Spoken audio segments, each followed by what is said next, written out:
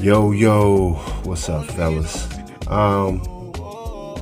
Yeah, man, I wanted to chop up some game with you guys a little bit. I just did my members only, my first episode, and it went really well. I had a handful of people, literally a handful of people, 3-4 people in there last night. Some of my members, I had more. I think I had close to 20 members, but I guess some of them, whatever reason, they didn't come in last night, which is cool. But I had some good game with some of my solid supporter members to the channel, and it was really good, man. It felt refreshing because it's something that my man, refer back to Kanye, says that he said, I only want to talk to people at this point in my life that want to listen. And I feel the same way, and I think that doing my live streams at this point, like I said, I will only do live streams like in the morning, like when it's just fresh, something quick, and I would delete it or, whatever happens from there. But no more, or if I'm out of town, I do something. But outside of that, no more random live streams, and I'm sticking to that. Now I have my studio set up. I'm in my studio now, I'm looking out poolside, beautiful day.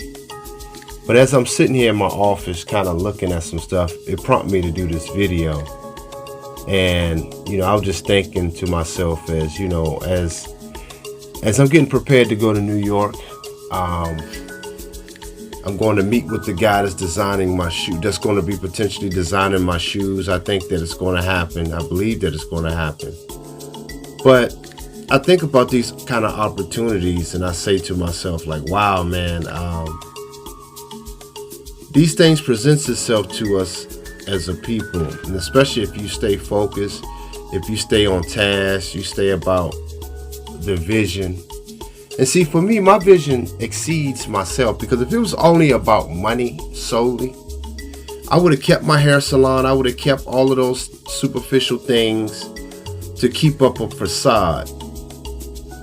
But it's interesting, I'm calling this video my $3,000 rule for the black man.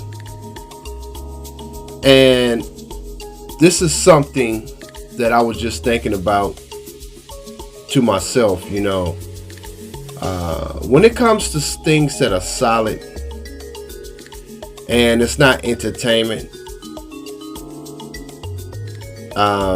black men in the black community, period, especially black women, we already know that they're not going to support it. I have had that unfortunate thing, but here's the thing, I had the unfortunate and fortunate thing that I poured into so many black people in my life, that significant black people in my life has been really pivotal for me, and they have been solid supporters of me.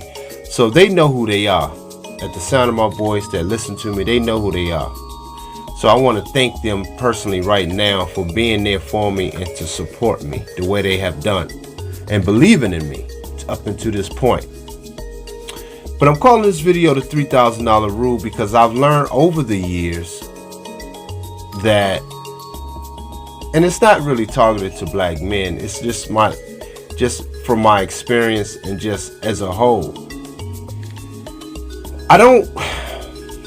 It hurts me to my heart to even say this, but you talking 30 some years of experience, that anything, when you get to a certain point and you start to move and make moves and position yourself and start to really open up doors and opportunities, when I think back, anything past $3,000 to ask for support, if you're a black male, let me be clear on what I'm saying. If you're a heterosexual black male and you stand on that, you're uncompromising, you're going to have a hard time getting that. Trust me, you're going to have a hard time getting that kind of support. Now, some people will refer to Tariq Nasheed or Jason Black to do documentaries, and with all due respect, and I love Tariq, he's influence in my life in different aspects. So shout out to that brother. I respect what he did with Hidden Colors and all of that stuff. But at the same time, that is a form of entertainment. And I'm not even saying it in a bad way. I'm saying that's a form of entertainment. See, That's the new Malcolm X, the pro-black situation. That is that form, but it's on video, it's on cassette or what have you, on DVDs. So that is a form of entertainment, and it's hand to mouth. You know, it's from his hand to your mouth for entertainment value. But when you get out here, which is why I relate more to people like a Kanye as an artist, you get out here and you shift. Like Tariq was one of the ones that said Kanye is foolish. And see, that speaks to what I'm saying. They think men like us that are moving and trying to challenge the culture, how to try to challenge the way we go about business, trying to challenge the way we see things. That could be a problem to those people.